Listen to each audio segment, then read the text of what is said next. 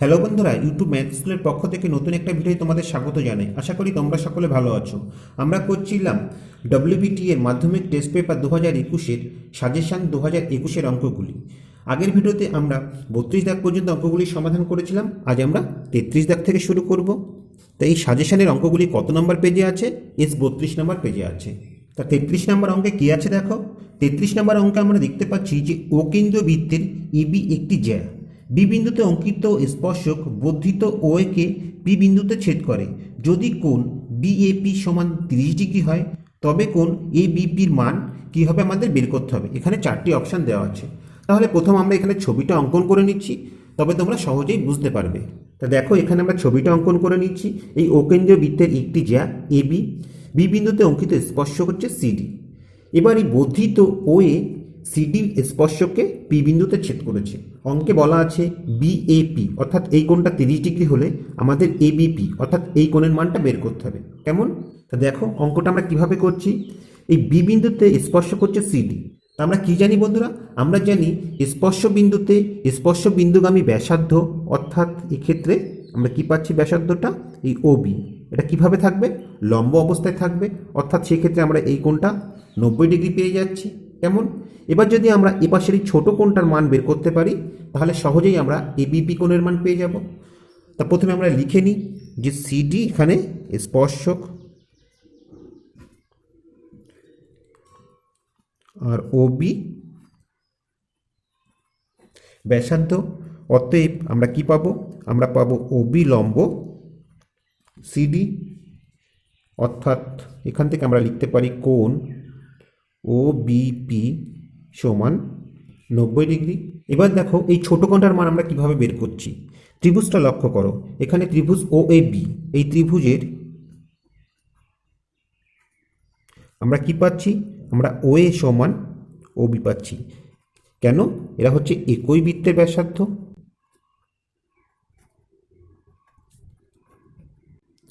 আমরা কি জানি বন্ধুরা? আমরা জানি কোনো ত্রিভুজের যদি দুটি বাহু সমান হয় তবে তাদের বিপরীত কোণ দুটিও সমান হয়। অর্থাৎ এখান থেকে আমরা লিখতে পারি কোণ ও বি এ সমান কোণ ও এ বি সমান কত?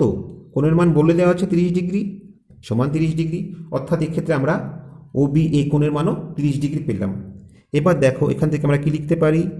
এ বিপি অর্থাৎ এই টোটাল কোণটার মান, এই ছোট কোণটা অর্থাৎ ও বি এ যোগ এই 90 ডিগ্রি কোণটা ও বিপি, এই কোণ দুটি সমষ্টি। তাহলে ছোট কোণটা আমরা 30 ডিগ্রি পেয়েছি এবং ওবিপি কোণের মান আমরা 90 ডিগ্রি পেয়েছি। দুটি যোগ করলে কত হবে? 120 ডিগ্রি, অর্থাৎ এবিপি কোণের মান 120 ডিগ্রি। তাহলে আমরা কোন অপশানটি পেলাম? আমরা পেলাম অপশান ডি। এবার 34 দাগেটা লক্ষ্য করো। 34 দাগে কি আছে দেখো। 34 দাগে আমরা দেখতে পাচ্ছি যে এবিসি ট্রাপিজামের এবি সমান্তরাল বিসি এবং এডি ও বিসির উপর পি ও কিউ বিন্দু দুটি এমনভাবে অবস্থিত যে পি কিউ সমান্তরাল ডিসি। যদি পিডি সমান 18 সেমি, বি কিউ সমান 35 সেমি, কিউসি সমান 15 সেমি হয় তাহলে এডির দৈর্ঘ্য কত হবে আমাদের নির্ণয় করতে হবে। ঠিক আছে, তাহলে আমরা প্রথমে কি করব? প্রথমে আমরা এখানে ছবিটা অঙ্কন করে নিচ্ছি। প্রশ্ন অনুযায়ী এখানে আমরা ছবিটা অঙ্কন করে নিয়েছি। আমাদের এই এডি বাহুর মানটা বের করতে হবে। তা আমরা এখানে ধরে নিই এই এপি বাহুর মান হচ্ছে এক্স। ঠিক আছে, তাহলে এখানে আমরা লিখি যে ধরি এপি সমান এক্স এমি। দেখো বন্ধুরা, সদস্যতা চ্যাপ্টারের 242 নম্বর পৃষ্ঠায় যে 6 দাগে যে প্রয়োগটা আছে সেই প্রয়োগের অনুসরণ করে কিন্তু আমরা এই অঙ্কটি সমাধান করব। আমরা সেই প্রয়োগে কি দেখেছিলাম? আমরা দেখেছিলাম যে এবিসিডি একটি ট্রাপিজিয়াম। ঠিক আছে, যার এবি আর ডিসি বাহু হচ্ছে সমান্তরাল। এবার এই এডি আর বিসি বাহুর মধ্যবর্তী কোনো দুটি বিন্দু যদি যুক্ত করে একটি সরলরেখা পাই, যে সরলরেখাটি এই ভূমি সিডির সমান্তরাল, সেক্ষেত্রে আমরা কি পাবো? এই উপরের অংশ আর নিচের অংশের অনুপাত এবং এদিকের উপরের অংশ আর নিচের অংশের অনুপাত সমান হবে। অর্থাৎ আমরা কি লিখতে পারি এখান থেকে? অতএব আমরা এখান থেকে পাবো দেখো এপি বাই পিডি সমান বি কিউ বাই কিউসি। ঠিক আছে, এবার এখান থেকে আমরা মানগুলি বসিয়ে দিচ্ছি। দেখো আমরা এপির মান এক্স ধরেছি, পিডির মান কত আছে?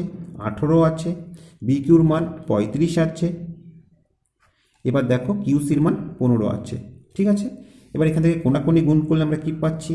আমরা পাচ্ছি 15x সমান 35 গুণ 18, বা x সমান কি হবে? এই 35 গুণ 18কে আমাদের 15 দিয়ে ভাগ করতে হবে। আমরা যদি 5 দিয়ে কাটাকাটি করি, এখানে 3 পেলাম, 5 7 35, ঠিক আছে। 3 দিয়ে 18কে কাটলে এখানে 6 পেলাম। অতএব x সমান কত হলো? 6 7 42। অতএব বন্ধুরা আমরা কি পাচ্ছি? আমরা পাচ্ছি দেখো এই এপির মান আমরা পেলাম 42 সেমি। আমাদের বের করতে হবে কি? এডির মান। তাহলে এডি সমান কি? এপি যোগ পিডি। এপির মান 42 বেরিয়েছে, পিডির মান 18 বলা আছে, অর্থাৎ এডির মান আমরা পাচ্ছি 42 আর 18 যোগ করলে 60 সেমি। তো আমরা কোন অপশানটি পেলাম? আমরা পেলাম অপশান এ। এবার 35 দাগেরটা লক্ষ্য করো। তো 35 দাগে কি আছে? 35 দাগে আমরা দেখতে পাচ্ছি একটি রম্বসের দুটি কর্ণের দৈর্ঘ্য 24 সেমি এবং 10 সেমি হলে রম্বসটির পরিসীমা হবে কত? আমাদের বের করতে হবে। তাহলে এখানে আমরা ছবিটা প্রথমে অঙ্কন করে নিচ্ছি। তা দেখো এখানে আমরা ছবিটা অঙ্কন করে নিচ্ছি। এই ABCD রম্বসের আমাদের পরিসীমা বের করতে হবে। তা আমরা জানি রম্বসের প্রতিটি বাহুর দৈর্ঘ্য সমান, এবং পরিসীমা বের করার জন্য আমাদের যে কোনো একটি বাহুর দৈর্ঘ্য বের করতে হবে। সেটি আমরা কিভাবে বের করছি দেখো। অঙ্কে কি দেওয়া আছে? অঙ্কে বলে দেওয়া আছে এই এসি কর্ণের দৈর্ঘ্য হচ্ছে 24 সেমি। তাহলে আমরা ধরি এসি সমান 24 সেমি, এবং এই বিডি কর্ণের দৈর্ঘ্য কত? এই বিডি কর্ণের দৈর্ঘ্য 10 সেমি বলা আছে। তা আমরা দেখতে পাচ্ছি এই রম্বসের কর্ণ দুটি পরস্পরকে ও বিন্দুতে ছেদ করেছে, তাই না? আমরা কি জানি? আমরা জানি যে রম্বসের কর্ণ পরস্পরকে সমকোণে সমদ্বিখণ্ডিত করে। তাহলে এটা আমরা লিখে নিই এখানে, যে আমরা জানি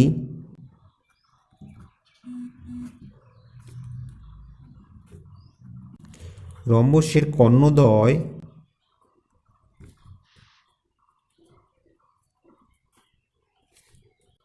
পরস্পরকে সমকোণে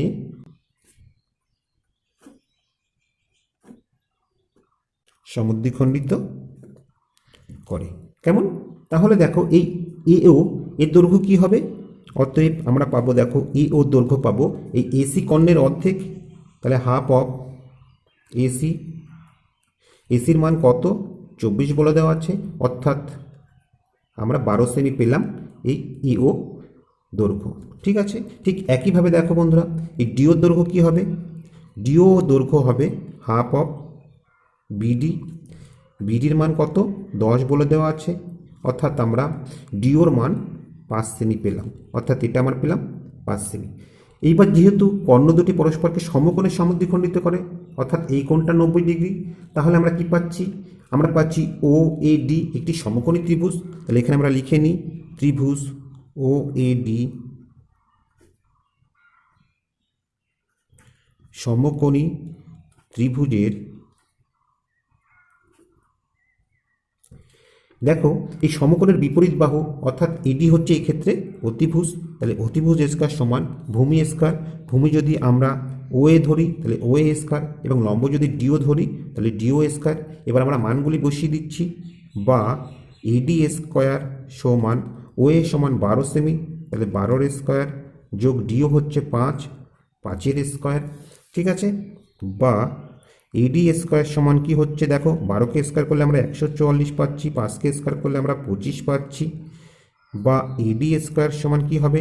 44, 144 আর 25 যোগ করলে 169 হচ্ছে। বা এডি সমান কি হবে? 169 বর্গমূল, অর্থাৎ 13 পাবো। এক্ষেত্রে যেহেতু এডি হচ্ছে বাহুর দৈর্ঘ্য, আমরা ঋণাত্মক মানটা নেব না। তাহলে এডির মান আমাদের কত বের হলো? এটা আমাদের 13 সেমি বের হলো। তা যেহেতু রম্বসের প্রতিটি বাহুর দৈর্ঘ্য সমান, অর্থাৎ এই প্রতিটি বাহুই আমরা 13 সেমি করে পেলাম। কেমন? তাহলে এখান থেকে আমরা সহজেই পেয়ে যাচ্ছি, অতএব পরিসীমা কি হবে? এই 13কে 4 দিয়ে গুণ করতে হবে, অর্থাৎ 4 13 52 সেমি আমরা পেলাম। তা আমরা কোন অপশানটি পেলাম? আমরা পেলাম অপশান সি। আশা করি বন্ধুরা অঙ্কটি তোমরা বুঝতে পেরেছো।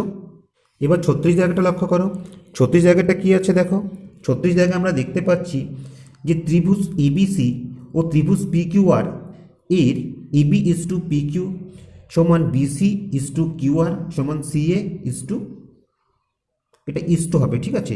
সিএ ইস্টু আরপি হলে এবিসি ত্রিভুজ ও পি কিউ আর ত্রিভুজ দ্বয় সমকোণী, সদৃশ্যকোণী, সমান ও সমবাহু ত্রিভুজ হবে।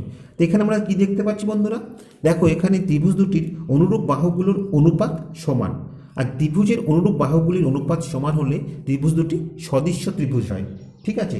ত্রিভুজ দুটি সদৃশ্য হলে তারা সদৃশ্য কোণী ত্রিভুজ হবে, ঠিক আছে। তাহলে এখানে আমরা লিখতে পারি কি, যে ত্রিভুজ এবিসি ও ত্রিভুজ পি কিউ আর হলো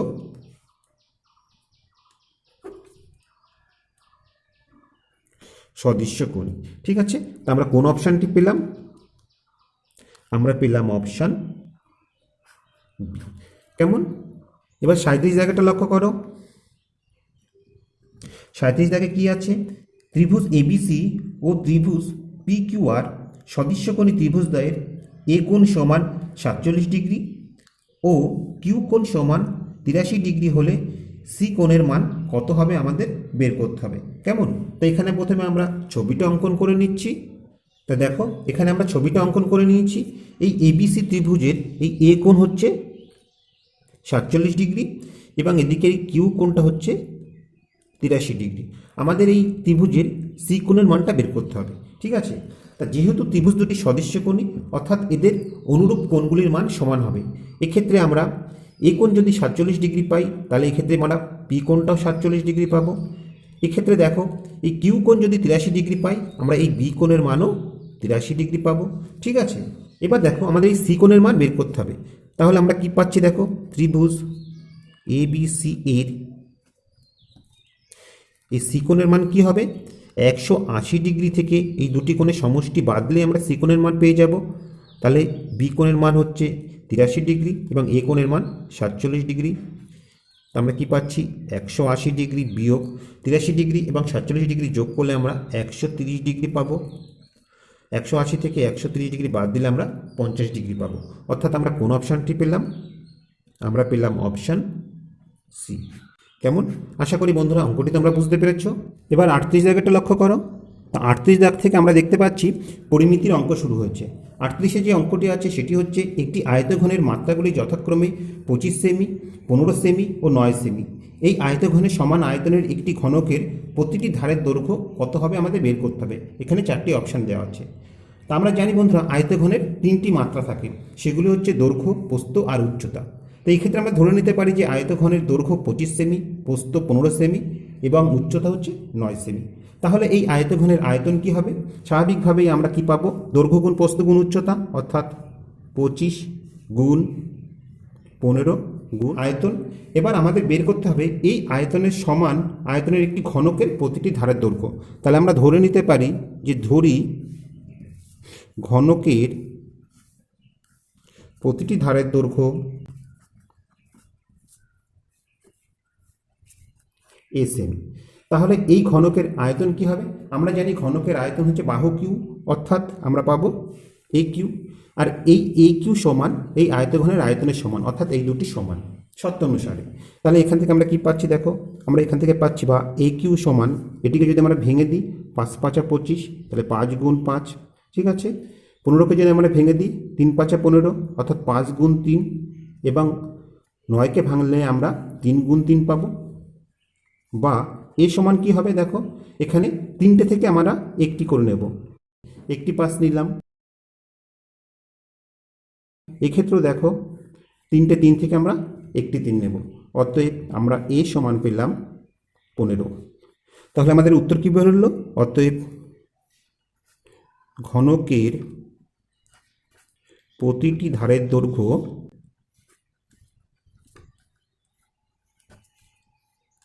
15 সেমি।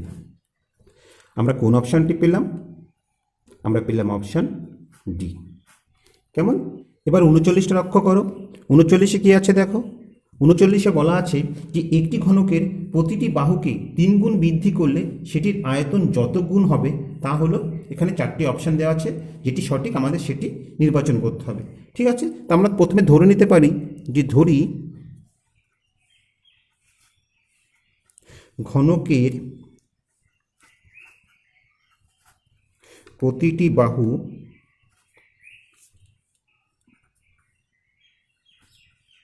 এ একক। তাহলে ঘনকের যদি প্রতিটি বাহু এ একক হয় তবে তার আয়তন কি হবে?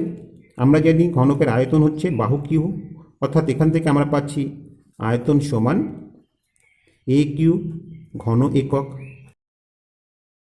এবার কি বলা আছে দ্বিতীয় ক্ষেত্রে, যে ঘনকের প্রতিটি বাহুর দৈর্ঘ্য 3 গুণ বৃদ্ধি করা হলো, অর্থাৎ আগে এ ছিল তাকে আমাদের 3 দিয়ে গুণ করতে হবে, অর্থাৎ 3a একক হচ্ছে এখন ঘনকের প্রতিটি বাহুর দৈর্ঘ্য। তবে আয়তন কি হবে? আয়তন হবে 3a কিউ।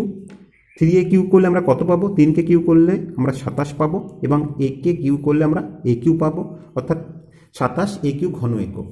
তাহলে আমরা কি দেখতে পাচ্ছি বন্ধুরা? আগে আয়তন এ কিউ ছিল, এখন আয়তন 27 এ কিউ। তাহলে আমরা পেলাম যে ঘনকের আয়তন আগের আয়তন থেকে 27 গুণ হবে। অতএব আমরা কোন অপশানটি পাচ্ছি? দেখো, আমরা পাচ্ছি অপশান সি। ঠিক আছে, এবার 40 জায়গাটা লক্ষ্য করো। 40 জায়গাটা কি আছে, যে একটি লম্ববৃত্তাকার চোঙের ব্যাসার্ধের দৈর্ঘ্য দ্বিগুণ এবং উচ্চতা অর্ধেক করা হলে তার সমগ্র তলের ক্ষেত্রফল পূর্বের চোঙের বক্রতলের ক্ষেত্রফলের সমান হবে, দ্বিগুণ হবে, অর্ধেক হবে না 4 গুণ হবে, সেটি আমাদের বের করতে হবে। তাহলে আমরা প্রথমে ধরে নিই যে চোঙের ব্যাসার্ধ আর একক এবং উচ্চতা এইচ একক। ঠিক আছে, তাহলে এখানে আমরা ধরি প্রথমে চোঙের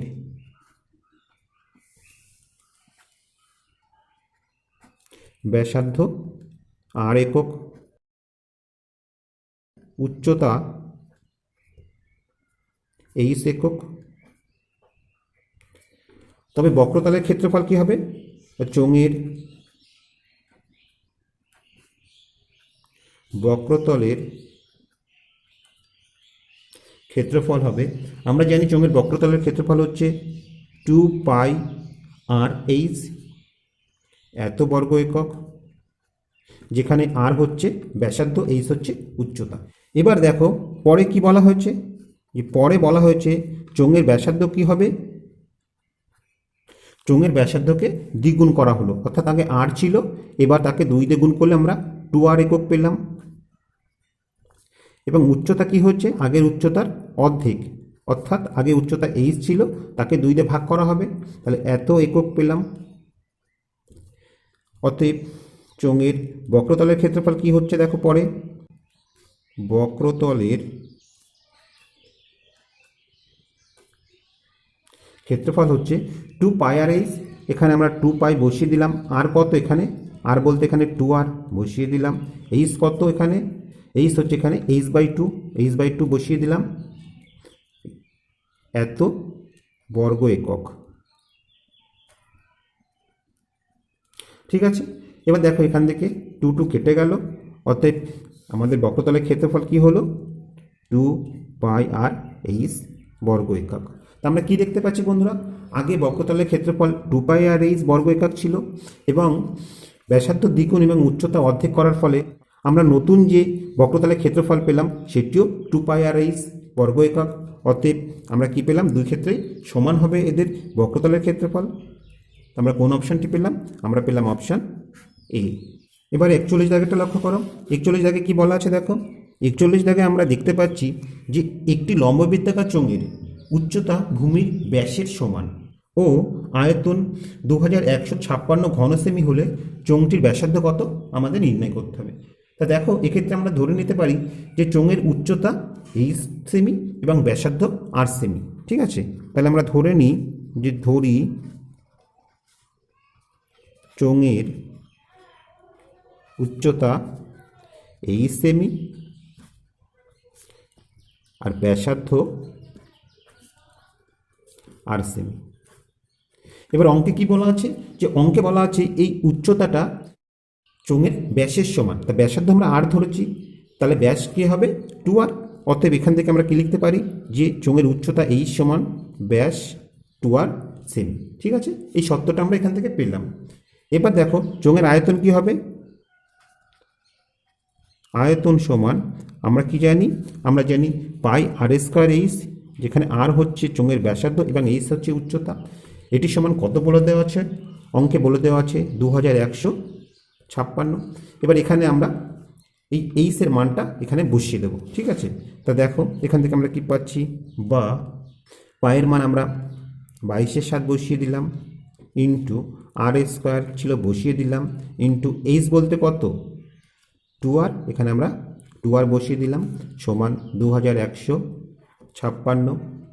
বা এখান থেকে যদি কোণাকুণি গুণ করি তাহলে আমরা কি পাচ্ছি, দেখো আমরা পাচ্ছি 44r3, ঠিক আছে। উপরে 44r3 হচ্ছে 2 দিয়ে 22কে গুণ করলে 44, এবং আর স্কোয়ার আর আরকে গুণ করলে r3, এবং এই নিচে 7 আছে, এই 7 আমরা এর সাথে গুণ করে দিতে পারি, তাহলে আমরা পাচ্ছি 2156 গুণ 7, ঠিক আছে। এবার দেখো এখান থেকে আমরা কি পাচ্ছি, আমরা পাচ্ছি r3 সমান 2156 গুণ 7/44। এবার যদি আমরা কাটাকাটি করি, দেখো এখানে 11 দিয়ে কাটাকাটি করি, তাহলে এখানে আমরা কত পাচ্ছি, 11 দিয়ে কাটলে আমরা এখানে 4 পাচ্ছি, এবং এখানে 11 দিয়ে কাটলে প্রথমে দেখো কবার যাচ্ছে, একবার যাবে, 10 থাকছে 105, 9 বার যাবে 99, তাহলে 6 হচ্ছে 66, 6 11 66, আমরা 196 পেলাম। 4 দিয়ে 196কে কাটলে আমরা কত পাচ্ছি, 4 4 16, 3 থাকছে, তাহলে 36, 4 9 36, অর্থাৎ 49 পেলাম। তাহলে এখান থেকে আমরা কি পাচ্ছি, দেখো আমরা পাচ্ছি বা r3 সমান, আমরা যদি 49কে ভেঙে লিখি তাহলে 7 7 49, অর্থাৎ 7 গুণ 7, আর এই পাশে একটা 7 গুণ ছিল বসিয়ে দিলাম। এবার r3 যদি 7 গুণ 7 গুণ 7 হয়, অতএব r সমান কি হবে, 3টে 7 থেকে একটি 7 নেব আমরা, অর্থাৎ ব্যাসার্ধ আমাদের 7 সেমি বের হলো। তাহলে এখানে আমরা লিখে নিই, অতএব চোঙের ব্যাসার্ধ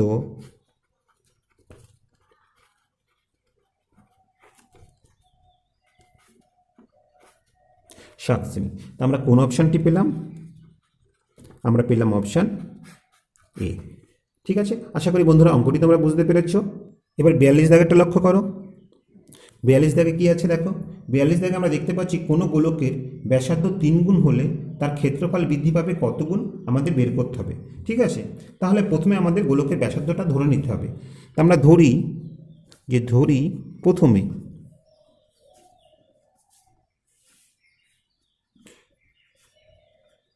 গোলকের ব্যাসার্ধ r একক, তাহলে গোলকের ক্ষেত্রফল কি হবে, অতএব ক্ষেত্রফল হবে, আমরা গোলকের ক্ষেত্রফল জানি 4πr², তাহলে এত বর্গ একক, ঠিক আছে। এবার দেখো গোলকের ব্যাসার্ধ 3 গুণ করা হলো, তাহলে পরে গোলকের ব্যাসার্ধ কত হলো, আগে ছিল r, এবার 3 গুণ মানে r এর সাথে 3 দিয়ে গুণ করব, অর্থাৎ 3r একক, তবে তার ক্ষেত্রফল কি হবে, ক্ষেত্রফল হবে 4π, আর এর জায়গায় আমরা কি বসাবো, 3r², এত বর্গ একক। তাহলে দেখো এখান থেকে আমরা কি পাচ্ছি, আমরা পাচ্ছি 4π ইন্টু, এখানে দেখো 3rকে স্কোয়ার করলে আমরা কি পাবো, আমরা 9r² পাবো, এত বর্গ একক। এবার 9কে যদি আমরা একটু প্রথমে নিয়ে আসি তাহলে আমরা লিখতে পারি 9 গুণ 4π, আর এই r² ছিল r², অর্থাৎ আগে গোলকের ক্ষেত্রফল কী ছিল 4π², আর এবার আমরা দেখতে পাচ্ছি গোলকের ক্ষেত্রফল এই 4πr²কে 9 দিয়ে গুণ করতে হচ্ছে, অর্থাৎ আগের ক্ষেত্রফলের এটা 9 গুণ, তাই না। তা আমরা কোন অপশানটি পাচ্ছি, আমরা পাচ্ছি অপশান সি। কেমন, আশা করি তোমরা অঙ্কটি বুঝতে পেরেছ। এবার 43 দাগেরটা লক্ষ্য করো। 43 দাগে কি আছে, যে দুটি নিরেট গোলকের বক্রতলের ক্ষেত্রফলের অনুপাত 4:9 হলে তাদের আয়তনের অনুপাত কি হবে আমাদের বের করতে হবে। তা আমরা জানি বন্ধুরা, গোলকের বক্রতলের ক্ষেত্রফল বের করতে গেলে গোলকের ব্যাসার্ধ দরকার হয়, তাই না। তাহলে এই ক্ষেত্রে আমাদের প্রথম গোলক এবং দ্বিতীয় গোলকের ব্যাসার্ধ ধরে নিতে হবে, এবং তারপর আমাদের বক্রতলের ক্ষেত্রফল দুটির অনুপাত বের করতে হবে, এবং সেই অনুপাত থেকে আমরা ব্যাসার্ধ দুটির একটি সম্পর্ক পাবো। সেই সম্পর্কের ভিত্তিতে পরে আমরা আয়তনের অনুপাতটা সহজেই বের করতে পারবো, ঠিক আছে। তাহলে তোমরা অঙ্কটি পরপর লক্ষ্য করো। তো ধরি প্রথম গোলকের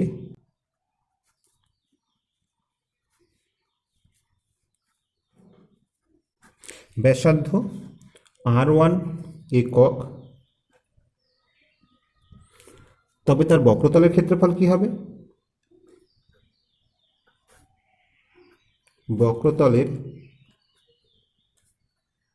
ক্ষেত্রফল হবে আমরা জানি 4πr², তাহলে 4π আর বলতে এখানে কত, R1 আছে, তাহলে R1 স্কোয়ার বর্গ একক। কেমন? এবং দ্বিতীয় গোলকের ব্যাসার্ধকে যদি আমরা R2 একক ধরি, তবে বক্রতলের ক্ষেত্রফল কি হবে? 4 পাই, আর এর জায়গায় আমরা R2 বসাবো, তাহলে R2 স্কোয়ার বর্গ একক। এবং এই ক্ষেত্রফল দুটির অনুপাত বলে দেওয়া আছে 4:9, তাই না? অতএব আমরা এখান থেকে কি পাচ্ছি দেখো, আমরা পাচ্ছি শর্তানুসারে 4 pi R1 square by 4 pi R2 square, অর্থাৎ ক্ষেত্রফল দুটির অনুপাত সমান 4/9। ঠিক আছে, এখান থেকে দেখো উপর নিচে 4 পাই কেটে গেল, তাহলে আমরা কি পাচ্ছি? আমরা পাচ্ছি R1 square by R2 square সমান 4/9, অর্থাৎ এখান থেকে আমরা লিখতে পারি R1 বাই R2 করলে কি হবে? 4 আর 9-এর বর্গমূল, 4-এর বর্গমূল 2 এবং 9-এর বর্গমূল 3। ঠিক আছে, যেহেতু বন্ধুরা R1 এবং R2 হচ্ছে গোলকের ব্যাসার্ধ, এক্ষেত্রে ঋণাত্মক মানটা নেওয়ার দরকার নেই, তাহলে এই R1 বাই R2 আমরা এই সম্পর্কটা পেলাম। এবার আমাদের গোলকের আয়তনের অনুপাত বের করতে হবে। অতএব আয়তনের অনুপাত কি হবে দেখো, যে আয়তনের অনুপাত, তো গোলকের আয়তন, প্রথম গোলকের ব্যাসার্ধ R1 বলা আছে, তাহলে আয়তন কি আমরা জানি, আয়তন হচ্ছে 4/3 পাই R কিউ। আর বলতে এখানে R1, তাহলে R1 এর কিউ বাই দ্বিতীয় গোলকের আয়তন কি হবে দেখো, 4/3 পাই R কিউ, আর এর জায়গায় আমরা কি বসাবো? R2 Q. তাহলে উপর নিচে 4/3 পাই কেটে গেল, আমরা পেলাম R1 Q by R2 Q. ঠিক আছে, এখান থেকে আমরা কি লিখতে পারি দেখো, এখান থেকে আমরা লিখতে পারি R1 বাই R2 এর হোল কিউ। তা R1 বাই R2 সমান আমরা কত পেয়েছি? আমরা পেয়েছি 2/3, তাহলে এখানে আমরা সেই 2/3 বসিয়ে দিলাম, অর্থাৎ 2/3 এর হোল কিউ। তাহলে উপরে 2কে কিউ করলে আমরা 8 পাচ্ছি, আর নিচে 3কে কিউ করলে আমরা 27 পাচ্ছি। এখান থেকে আমরা কি পাচ্ছি? অতএব আমরা পাচ্ছি 8:27। তা আমরা কোন অপশানটি পাচ্ছি? আমরা পাচ্ছি অপশান এ। এবার পরেরটা লক্ষ্য করো, তা দেখো 44 দাগে কি আছে?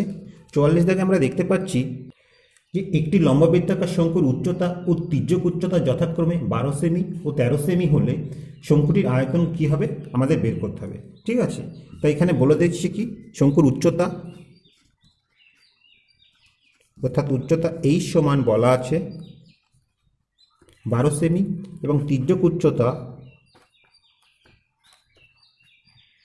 যেটাকে আমরা এল ধরি সেটা সমান বলা আছে 13 সেমি। আমাদের কি বের করতে হবে? শঙ্কুর আয়তন। তাহলে দেখো শঙ্কুর আয়তন সমান আমরা কি জানি, যে 1/3 পাই R স্কোয়ার এইচ। তাহলে এখান থেকে লক্ষ্য করো, আমরা এইচের মান সহজেই পেয়ে যাচ্ছি, কিন্তু আর এর মানটা দেওয়া নেই। এই আর এর মানটা আমাদের বের করতে হবে। এবার ছবিটা লক্ষ্য করো, এই হচ্ছে একটা শঙ্কু, এই শঙ্কু আমাদের এই এইচের মান দেওয়া আছে, এটি হচ্ছে 12, এবং এই তির্যক উচ্চতা 13 দেওয়া আছে আমাদের এই আর এর মান।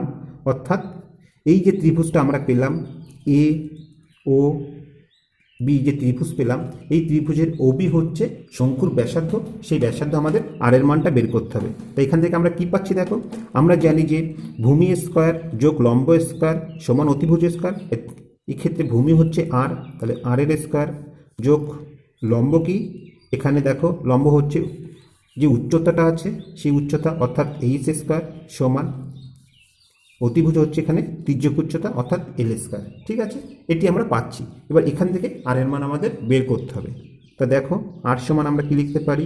আর সমান আমরা লিখতে পারি, একবারে যদি আমরা করি √ওভার এল স্কোয়ার মাইনাস এইচ স্কোয়ার। এখানে মানগুলি বসিয়ে দেবো। এল এর মান কত? এল এর মান হচ্ছে 13, তাহলে 13 স্কোয়ার, এইচ কত 12, 12 স্কোয়ার সমান √ওভার। তা দেখো 13কে স্কোয়ার করলে আমরা 169 পাবো, 12কে স্কোয়ার করলে আমরা 144 পাবো। তো 169 থেকে 144 বিয়োগ করলে আমরা 25 পাবো, অর্থাৎ 25-এর বর্গমূল কত হবে? 5 হবে। আর যেহেতু দেখো বন্ধুরা আর হচ্ছে এই শঙ্কুর ব্যাসার্ধ, সেক্ষেত্রে আমরা ঋণাত্মক মানটা নেব না, কেননা ব্যাসার্ধ কখনো ঋণাত্মক হতে পারে না। তাহলে যে আর এর মান আমরা 5 সেমি পেলাম, এবার এখানে মানগুলি বসিয়ে দিই। তা দেখো 1/3 পাই, আর এর মান কত পেয়েছি 5, তাহলে 5 স্কোয়ার ইন্টু এইচ কত, এইচ হচ্ছে 12 বসিয়ে দিলাম। আর দেখো বন্ধুরা, যেহেতু অপশানগুলিতে সবকটাতেই পাই আছে, এই জন্য পায়ের মান আমরা 22-এর সাথে বসাচ্ছি না। কেমন? তা দেখো এখান থেকে আমরা 3 দিয়ে 12কে কাটলে এখানে আমরা 4 পাচ্ছি, এবং 5 স্কোয়ার করলে 5 5 25, সেই 25কে 4 দিয়ে গুণ করলে আমরা 4 25 100 পেলাম, অর্থাৎ 100 পাই বর্গ একক। এই বর্গ সেমি, যেহেতু আমাদের সব এককগুলো সেমিতে আছে। ঠিক আছে, তা আমরা কোন অপশানটি পেলাম? আমরা পেলাম অপশান সি। এবার 45 জায়গাটা লক্ষ্য করো। 45 জায়গায় কী আছে দেখো। 45 জায়গায় আমরা দেখতে পাচ্ছি একটি লম্ববৃত্তাকার ব্যাসার্ধ। তা দেখো বন্ধুরা, একটি লম্ববৃত্তাকার ব্যাসার্ধ হবে না, একটি লম্ববৃত্তাকার শঙ্কুর ব্যাসার্ধ। কেমন? একটি লম্ববৃত্তাকার শঙ্কুর ব্যাসার্ধ r/2 একক ও তির্যক উচ্চতা 12 একক হলে সমগ্র তলের ক্ষেত্রফল কত আমাদের বের করতে হবে। এখানে 4টি অপশান বলে দেওয়া আছে। তাহলে এখানে কি দেওয়া আছে সেটা আমরা লিখে নিই। দেওয়া আছে দেখো, শঙ্কুর ব্যাসার্ধ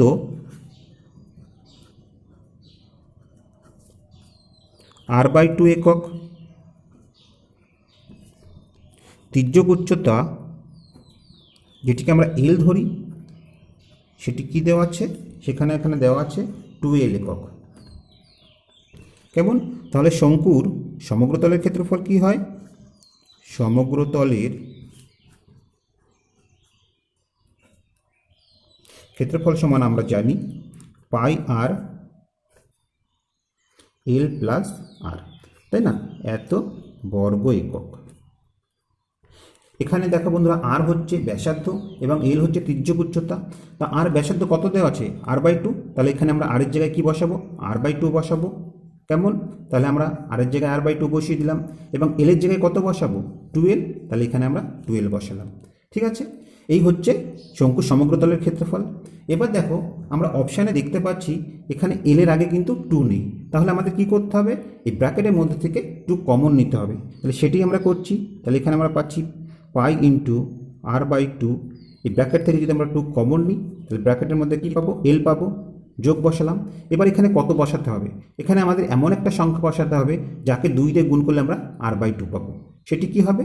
সেটি হচ্ছে এই r/2কে 2 দিয়ে ভাগ করলেই আমরা পেয়ে যাব, অর্থাৎ r/4 হবে। তাই না বন্ধুরা? দেখো, আমরা যদি r/4কে 2 দিয়ে গুণ করি, তাহলে আমরা কি পাচ্ছি? 2 ইন্টু r/4। এই 2 আর এই 4 কাটলো, আমরা নিচে 2 পেলাম, অর্থাৎ আমরা পেয়ে গেলাম r/2। কেমন? তাহলে আমরা একটু বসাতে পারি r/4। এইবার দেখো, এখান থেকে এই 2 কেটে গেল, আমরা কি পাচ্ছি?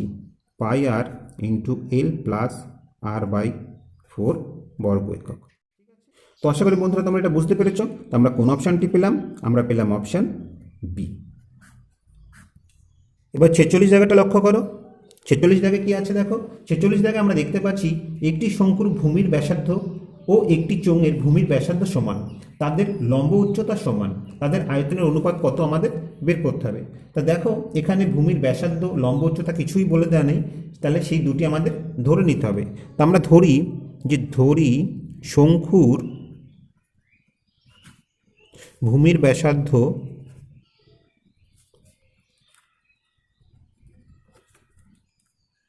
আর একক,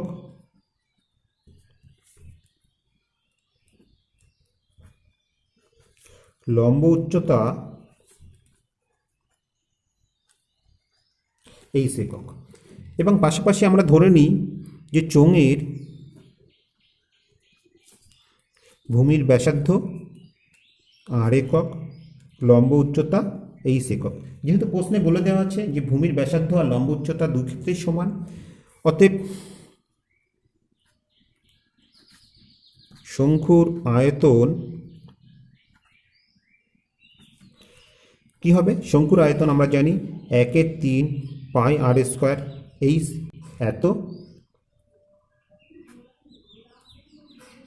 ঘন একক, এবং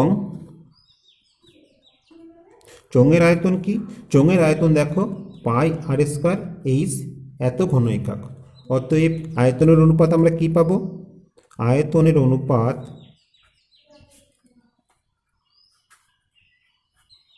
সমান 1/3 পাই আর square H is to pi R square H, উভয় পক্ষকে পাই আর স্কোয়ার এইচ দিয়ে যদি আমরা ভাগ করে দিই তাহলে আমরা পাবো 1/3:1। ঠিক আছে, এবার এই নিচের হরকে বাদ দেওয়ার জন্য আমরা কি করব, উভয় পদকে 3 দিয়ে গুণ করব, অর্থাৎ সেক্ষেত্রে আমরা এখানে 1 পাবো এবং এক্ষেত্রে আমরা 3 পাবো, অর্থাৎ 1:3 হচ্ছে শঙ্কু এবং চোঙের আয়তনের অনুপাত। আমরা কোন অপশানটি পেলাম? আমরা পেলাম অপশান ডি। এবার 47 জায়গাটা লক্ষ্য করো। 47 জায়গায় কী আছে দেখো। 47 জায়গায় আমরা দেখতে পাচ্ছি একটি লম্ববৃত্তাকার শঙ্কুর ভূমির ক্ষেত্রফল 154 বর্গ সেমি এবং আয়তন 308 ঘন সেমি হলে এর উচ্চতা কত হবে আমাদের বের করতে হবে। তো আমরা জানি শঙ্কুর ভূমির ক্ষেত্রফল আর আয়তন বের করতে গেলে আমাদের শঙ্কুর ব্যাসার্ধ এবং উচ্চতা দরকার হয়, তাই না? কেননা দেখো শঙ্কুর আয়তনের ক্ষেত্রফল হচ্ছে 1/3 পাই আর স্কয়ার এইচ, যেখানে আর আর এইচ দরকার হয়, এবং ভূমির ক্ষেত্রফল হচ্ছে পাই আর স্কয়ার, যেখানে ব্যাসার্ধ দরকার হয়, কিন্তু এখানে ব্যাসার্ধ আর উচ্চতা কোনোটাই দেওয়া নেই। সেক্ষেত্রে আমরা কি করব, শঙ্কুর ব্যাসার্ধ আর উচ্চতা ধরে নেব। তো আমরা ধরি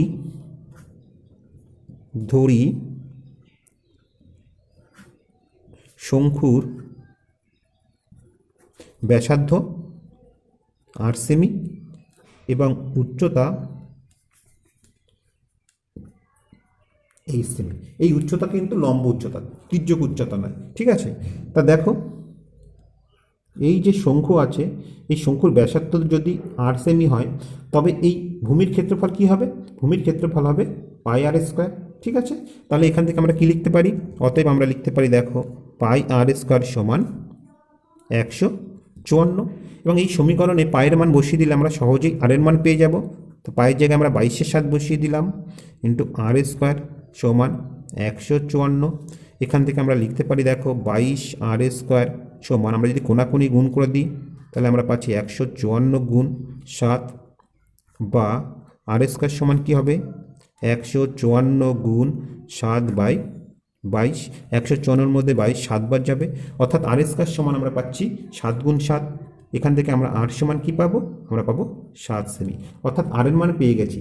তাহলে শঙ্কুর এই উচ্চতা এইচের মান আমাদের বের করতে হবে। ঠিক আছে, তা শঙ্কুর আয়তন কি? শঙ্কুর আয়তন আমরা জানি 1/3 পাই আর স্কয়ার এইচ। তাহলে এখান থেকে আমরা লিখে নিই যে শঙ্কুর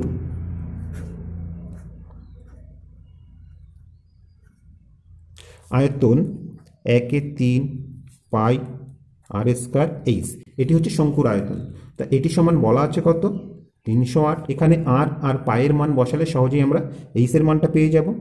তাহলে এখান থেকে আমরা পাচ্ছি 1/3 গুণ পায়ের মান হচ্ছে 22/7 গুণ আর এর মান কত? 7। যেহেতু আর স্কোয়ার আছে তাহলে এখানে আমরা 7কে দুবার বসিয়ে দিলাম, 7 গুণ 7 ইন্টু এইচ সমান 308। এই 7 কেটে গেল। ঠিক আছে, তাহলে আবার উপরে কি থাকছে? উপরে থাকছে দেখো 22 আর 7, আর নিচে কি থাকছে 3। তাহলে উপরে আমরা 22 7 আর এই 3টে গুণ করলে আমরা কত পাবো? আমরা পাবো 154 এইচ, এবং নিচে 3 ছিল, সেই 3কে আমরা এখানে কোনাকুনি গুণ করে দিতে পারি, তাহলে আমরা পাবো 308 গুণ 3। কেমন? আশা করি তোমরা বুঝতে পেরেছো। এখান থেকে আমরা কি পাচ্ছি দেখো, আমরা পাচ্ছি এইচ সমান 308 গুণ 3/154। তাহলে 154 308-এর মধ্যে দুবার যাবে, এবং এই 2 আর 3 গুণ করলে এইচ সমান আমরা 6 সেমি পেলাম। তাহলে আমরা কি পেলাম? আমরা পেলাম যে শঙ্কুর উচ্চতা সমান 6 সেমি। তা আমাদের উত্তর কোন অপশানটি হলো? Option B. আশা করি বন্ধুরা অঙ্কটি তোমরা বুঝতে পেরেছো, এবং এই অঙ্কটির সাথে সাথেই আমরা এমসিকিউর সমস্ত অঙ্কগুলি কমপ্লিট করলাম। তো আজ এই পর্যন্তই। আশা করি বন্ধুরা ভিডিওটি তোমাদের ভালো লেগেছে। ভিডিওটি যদি তোমাদের ভালো লেগে থাকে অবশ্যই লাইক, কমেন্ট ও বন্ধুদের মধ্যে অনেক শেয়ার করবে। আর এই চ্যানেলে তোমরা যদি নতুন হয়ে থাকো তো সাবস্ক্রাইব করে নেবে ও তার পাশাপাশি বেল বাটনটি ক্লিক করবে, কারণ আমরা যখনই কোনো নতুন ভিডিও আপলোড করবো তার নোটিফিকেশনটা সঙ্গে সঙ্গে তোমাদের কাছে পৌঁছে যাবে। আর তোমরা যদি অলরেডি সাবস্ক্রাইব করে থাকো তাহলে অসংখ্য ধন্যবাদ। আজ আর নাই বন্ধুরা, আবার দেখা হবে পরবর্তী কোনো ভিডিওতে। ততক্ষণ পর্যন্ত ভালো থেকো, সুস্থ থেকো, এই কামনায় ভিডিওটি এখানেই শেষ করছি।